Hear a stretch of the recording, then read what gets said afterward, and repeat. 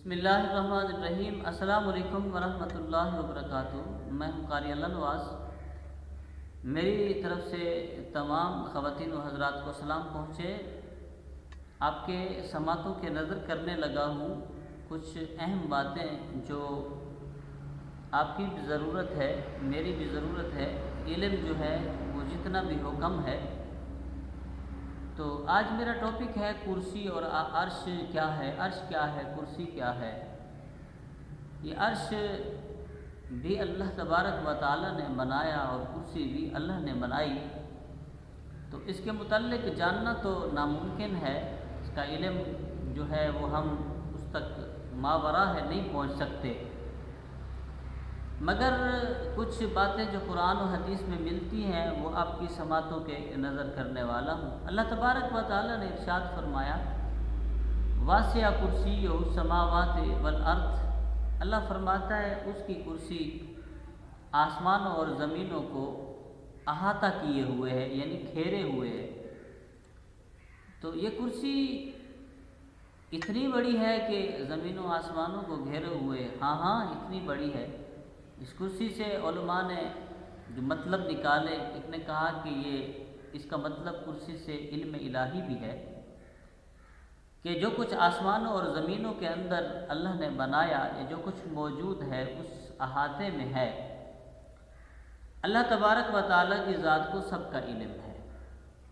اور دوسرا اس کے متعلق جو معنی کرسی کا نکالا گیا، وہ معنی ملک خداوندی، یعنی اللہ تعالیٰ ان سب چیزوں کا مالک ہے، اور مالک جو ہوتا ہے اس کا حق ہے کہ وہ جو چاہے کرے، جیسے حکم چلائے ویسے اس کا حکم چلتا ہے۔ اور اس کا آخری معنی جو ہے وہ آسمان بھی لکھا کیا گیا، کہا کہ کرسی ایک آسمان کا نام بھی ہے۔ تو حضرت علی کرم اللہ وجہ الکریم روایت کرتے ہیں، وہ کہتے ہیں کہ کرسی ایک موتی ہے، اور اس کی لمبائی کتنی ہے اللہ کے سوا کوئی نہیں جانتا۔ اور نبی کریم صلی اللہ علیہ وسلم نے ارشاد فرمایا کہ ساتوں آسمان اور زمین کے سامنے جو کرسی کے سامنے ہیں، اور کرسی جو ہے اتنی بڑی ہے، ساتوں آسمان اور زمین اس کے سامنے اس طرح ہے جیسے وسیع لمبے صحرا میں ایک حلقہ۔ اور مزید فرمایا کہ آسمان کرسی میں ہے، اور کرسی جو ہے وہ عرش الہی کے سامنے ہے۔ عرش الہی بھی موجود اور کرسی بھی موجود، اور کہا کہ آسمان جو ہے وہ کرسی میں ہے۔ آپ بھی اس بات کو سمجھیں، آسمان کرسی میں اور عرش الہی کرسی کے اوپر۔ اور حضرت اکرمہ رضی اللہ تعالی عنہ روایت کرتے ہیں، فرماتے ہیں کہ کرسی کے نور، کرسی کا اتنا نور ہے، جو سورج ہے نا، کرسی کے نور کا 70واں حصہ ہے۔ اور فرمایا کہ عرش الہی حجابات الہی کے نور کا 70واں حصہ ہے۔ عرش جو ہے، جو حجاب ہے، حجابات کا نور جو ہے، اس کے نور کا 70واں حصہ عرش ہے۔ آپ اندازہ کریں کہ سورج کا 70واں حصہ، کرسی کے نور کا 70واں حصہ سورج ہے، کتنا بڑا ہے اور کتنی بڑی روشنی ہے۔ اور عرش کا جو ہے وہ اللہ تبارک و تعالیٰ کی ذات کے اوپر جو پردے ہیں، حجابات ہیں، اس کے نور کا 70واں حصہ عرش میں ہے، عرش الہی۔ کہ عرش کی کتنی شان ہے، وہ بھی جو اللہ کی ذات کے اوپر پردے ہیں اس کے 70ویں حصے میں سے جو عرش عظیم بنایا گیا، اور جو سورج بنایا گیا جس نے پوری دنیا کے اندر اپنی تمازت، اپنی تپش سے، اپنی روشنی سے پورے جہان کو روشن کیا ہوا ہے، وہ کرسی کا 70واں حصہ ہے۔ اور مروی ہے کہ عرش اور کرسی اٹھانے والے جو حاملین ہیں، یعنی مقربین فرشتے، مابین 70,000 نور کے اور 70,000 ظلمت کے پردے حائل ہیں۔ کرسی کے اٹھانے والے، مروی ہے کہ عرش اور کرسی کے اٹھانے والے جو فرشتے ہیں، ان کے درمیان 70,000 نور کے اور 70,000 نور کے اور 70,000 ظلمت کے پردے ان کے درمیان میں حائل ہیں، اگر یہ پردے نہ ہوں تو وہ مقربین بھی جل جائیں، اور ہر پردے کی جو مسافت ہے وہ 500 سال کی جو سفر یعنی مسافت کے برابر ہے۔ اگر یہ پردے نہ ہوتے تو حاملین کرسی، جو کرسی کو اٹھائے ہوئے ہیں، وہ عرش کے نور سے، اب بتاؤ کہ عرش کا نور جو ہے اتنا زیادہ ہے کہ وہ جو کرسی اٹھائے ہوئے فرشتے ہیں ان کے درمیان 140 پردے ہیں، 140,000، تو ان پردوں کے درمیان وہ کھڑے ہیں کرسی کو اٹھائے، اگر وہ نہ ہوتے تو عرش کا نور انہیں جلا دیتا۔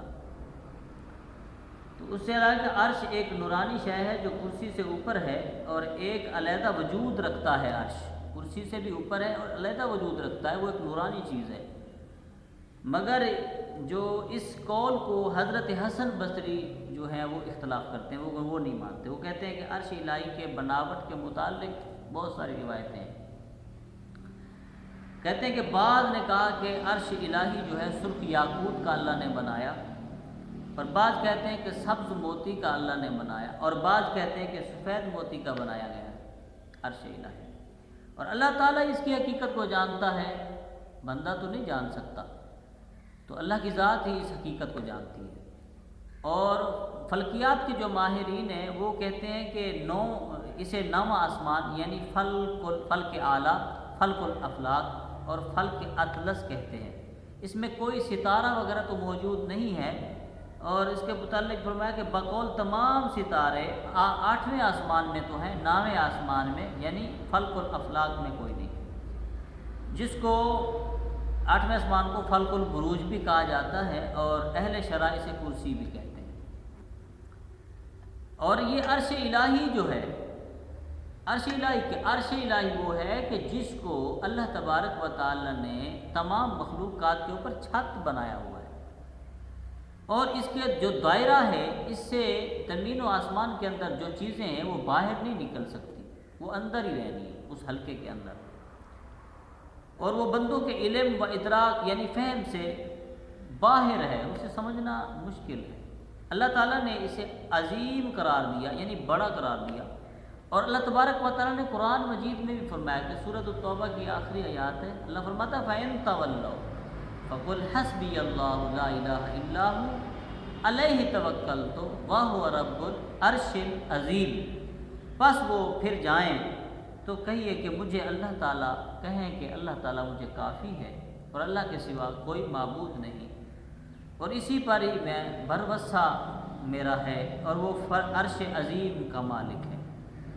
بے شک اللہ کی ذات عرش کی بھی مالک ہے، بے شک اللہ کی ذات کرسی کی بھی مالک ہے، وہ کرسی جو زمین و آسمانوں کو گھیرے ہوئے ہے وہ بھی اللہ کی ہے، اور جو وہ عرش جو تمام کائنات کے اوپر چھت بنا ہوا ہے اور اس سے باہر کوئی چیز نکل نہیں سکتی وہ بھی اللہ نے بنایا۔ اب جانو کہ میں تو یہی کہوں گا، کرسی کا معنی ہی علم الہی ہے کہ ہر چیز اللہ کے علم میں ہے، جسے چاہے جب چاہے جو حکم دے ڈالے اسی کا حکم چلتا ہے۔